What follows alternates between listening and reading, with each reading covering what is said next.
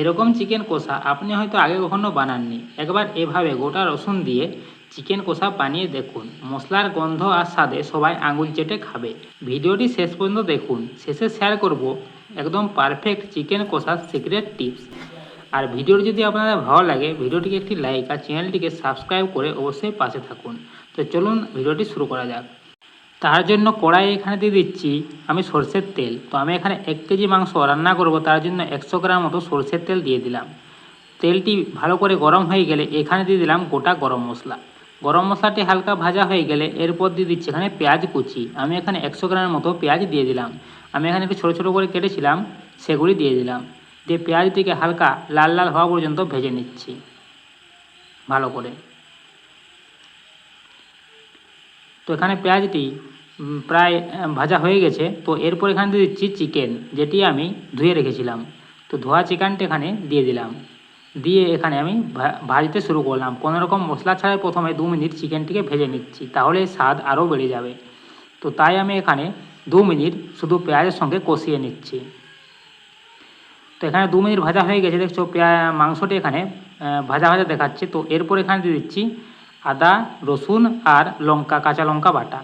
তো দিয়ে মশলার সঙ্গে 5 মিনিট আরও কষিয়ে নিচ্ছি মাংসটিকে, আদা রসুন আর কাঁচা লঙ্কা দিয়ে। অন্য কোনো মশলা এখন আমি এখানে দিইনি, লবণও এখানে দেওয়া হয়নি। তো এখানে 5 মিনিট কষিয়ে নিচ্ছি। 5 মিনিট হয়ে গেছে। তো এরপর এখানে দিয়ে দিচ্ছি আমি টমেটো। 2টি টমেটো আমি এখানে কেটে দিয়ে দিলাম। আর এখানে দিয়ে দেবো কিছু মশলা। তো টমেটোটা প্রথমে মিশিয়ে নিচ্ছি, তারপর যে রেগুলার মশলা হয় সেগুলি এখানে আমি দিয়ে দেবো। তো প্রথমে এখানে দিচ্ছি পরিমাণ মতো লবণ, তারপর দিচ্ছি পরিমাণ মতো হলুদ গুঁড়ো, এরপর দিয়ে দিচ্ছি আমি এখানে 2 থেকে 3 চামচ জিরে গুঁড়ো, আর সামান্য এখানে আমি 1 চামচের মতো দিয়ে দেবো ধনে গুঁড়ো। তো জিরে গুঁড়ো দিয়ে দিলাম 3 চামচ এবং 1 চামচ এখানে আমি দিয়ে দিলাম ধনে গুঁড়ো। এরপর দিয়ে দিচ্ছি এখানে চিকেন মশলা প্রায় 2 চামচের মতো।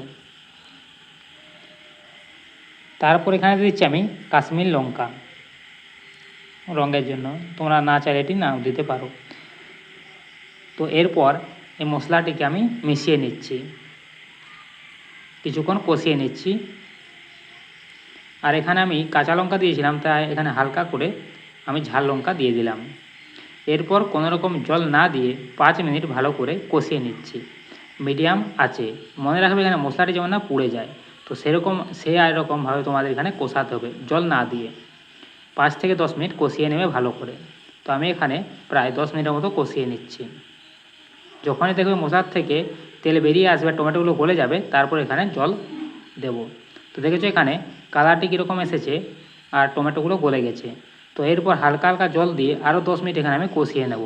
তো অবশ্যই মনে রাখবেন যাতে মশলাটি না পুড়ে যায়। তো আর এখানে দিয়ে দেবো আমি গোটা রসুন। আমি এখানে 4টে গোটা রসুনকে দিয়ে দিলাম। তো এরপর এটিকে হালকা জল দিয়ে আর 10 মিনিট কষিয়ে নিচ্ছি।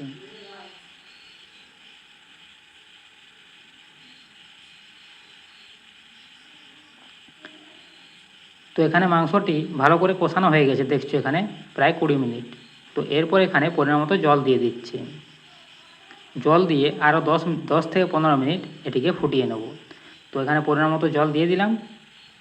এরপর ভালো করে মিশিয়ে আরও 15 মিনিট ফুটিয়ে নিচ্ছি। তাহলে এখানে আমাদের তৈরি হয়ে যাবে লাল লাল ঝাল ঝাল চিকেন কষা। দেখছো এখানে মাংসটি ফুটছে। তো 15 মিনিট কমপ্লিট হয়ে গেছে। এখানে দেখো মাংসর কালারটি কীরকম এসেছে, আর এই যে গোটা রসুন, আর এখানে মাংস আমাদের পুরোপুরি রেডি। দেখেছো কীরকম দেখতে হয়েছে। তো এরকম ভিডিও যদি দেখতে চাও, ভিডিওটিকে লাইক করে দাও, চ্যানেলটিকে সাবস্ক্রাইব করে রেখে দাও।